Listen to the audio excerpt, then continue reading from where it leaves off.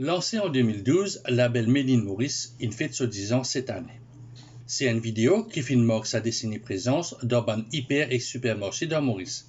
L'empreinte quadricolore est bien implantée dans le consommateur mauricien. Une dire Chirine Diani lors de ce discours dans les cocottes à Saint-Pierre le 7 septembre 2022. Le Made in Maurice Pledge pourrait aussi augmenter les opportunités d'affaires de nos entreprises, petites et moyennes, et plus grosses, serait aussi peut-être l'occasion pour elles de se faire les dents, il n'y a pas d'autre expression que d'y trouver, mais de se faire les dents sur de plus grosses quantités, des nouveaux produits, et se dire, si je réussis à entrer dans la chaîne hôtelière et à proposer de nouveaux produits en plus grande quantité, peut-être que d'aller vers l'export, ce sera plus facile après. Parce que le gap, parfois, il est très grand. Et on ne peut pas s'attendre à être exposé sur un salon à l'international et se dire, du jour au lendemain, vous produisez 2000, il m'en faudrait 20 000. Ces choses-là se construisent dans le temps. La belle stelle est plutôt un bon quantité de compagnie, marques, produits et services dans le pays. Il y a aussi gain sur place dans le secteur hôtelier, spécialement avec le groupe Attitude, qui achète plus que 50% sur le produit avec le membre Made in Maurice. C'est ce que Vincent de Marigny indique.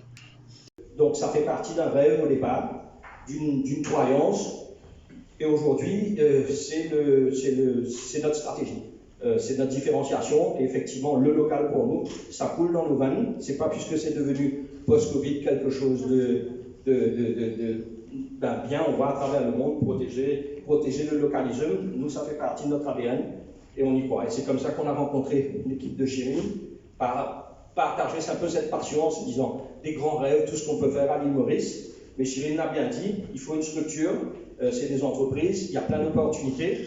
Et chaque jour qu'on avance, je vois Elisabeth, avec qui on travaille au niveau de Pop-Up My Pop-Up Store. À l'époque, le modèle dans l'hôtellerie, c'est de louer les boutiques à des entrepreneurs.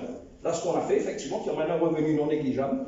Et pendant le Covid, on a décidé de ne plus louer les boutiques et de mettre ça à la disposition d'entrepreneurs locaux de manière structurée. Alors, effectivement, c'est un gros paradigme. Tu dis, mais oui, ça représentait, je crois, 8 millions de roupies de turnover. Et croyez-moi, post-Covid, dans l'hôtellerie, 8 millions, c'est beaucoup d'argent.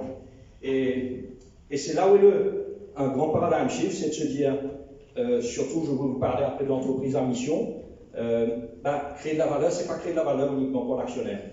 Okay, quand on se dit une entreprise à mission, c'est créer de la valeur pour l'actionnaire, mais pas en priorité pour nos employés, pour la communauté locale, effectivement, et pour tout l'écosystème local. Living un 50% pledge de Made in Maurice, plus actions, en faveur d'un producteur et manufacturier mauricien, en compagnie de Laurent Bourgault de Coudray, qui t'explique une stratégie pour dépasser 50% d'un achat dans Maurice. Pour reprendre les mots de Vincent, on a toujours acheté localement.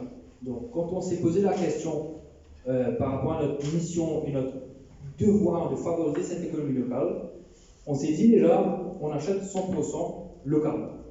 Il est vrai que Attitude a décidé de ne rien importer, on n'a pas de centrale d'achat n'importe. Quand on fait une construction, une rénovation, on n'achète pas nos produits à l'étranger en direct. C'est un choix stratégique qui a été fait, il est comme ça.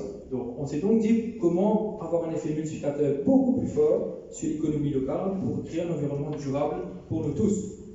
Et c'est là où la labellisation Made in Maurice a été pour nous un peu le déclic de se dire, ok, on achète localement, oui, mais si on achète avec les compagnies qui sont labellisées, on est certain qu'elles correspondent encore plus à nos valeurs. Donc on a fait des petits calculs assez rapides au début, sur une petite enveloppe, pour qu'on se dise en 2019, on était donc à 35%, 36% de nos achats chez les compagnies qui sont labellisées Made in Maurice. On s'est dit de manière assez rapide, on se met un objectif d'atteindre au moins 50% dans une durée déterminée. Donc c'était donné un an ou un peu plus. Il y a eu le Covid qui est venu entre temps. Donc, aussitôt l'objectif mis en place, on a mis les équipes autour de la table, on a eu à réorganiser toutes les bases de données que nous avions, parce que forcément, quand nous achetions, il y a le nom de la compagnie, il y a le produit, il y avait tout, sauf est-ce qu'il est labellisé ou pas. Donc, la réorganisation des bases de données était vraiment un travail de fond pour que le reporting, que nous verrons donc un peu plus loin, soit facilement lisible et accessible de manière mensuelle, pour s'assurer que l'objectif soit atteint. Groupe Attitude Il fait aussi un appel pour que tout le groupe hôtelier, petit ou grand, vienne découvrir la stratégie qu'ils ont fini servir afin que la pollution locale vienne plus importante et que tout secteur soit gagnant avec le tourisme dans Maurice.